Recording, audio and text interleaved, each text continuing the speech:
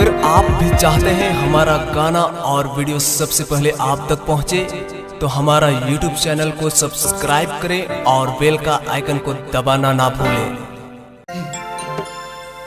जेते आवल उपस्थित माए बाप और भाई बहन के हमर दिन से सबके हार्दिक हार्दिक बधाई।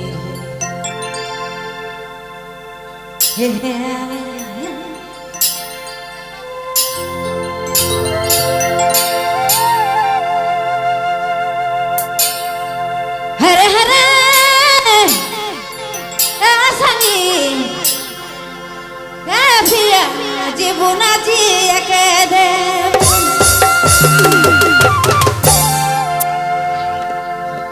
जीती दीना प्रेम डरे छानबो प्रेम डरे छानबो ना जीवना जी के देबू जीवना जी के दे जीती दीना प्रेम डरे छानबो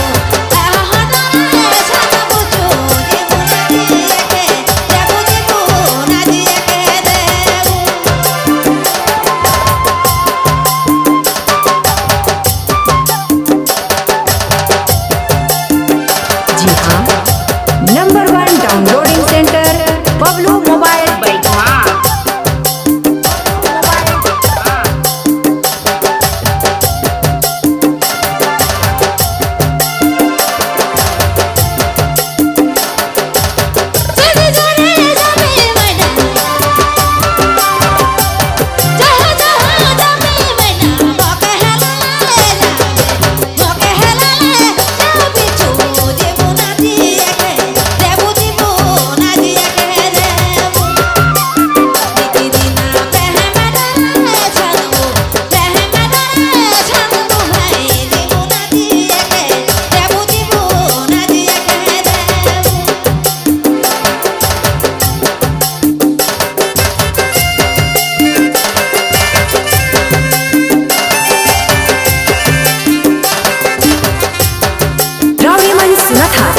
बबलू मोबाइल बैठवा।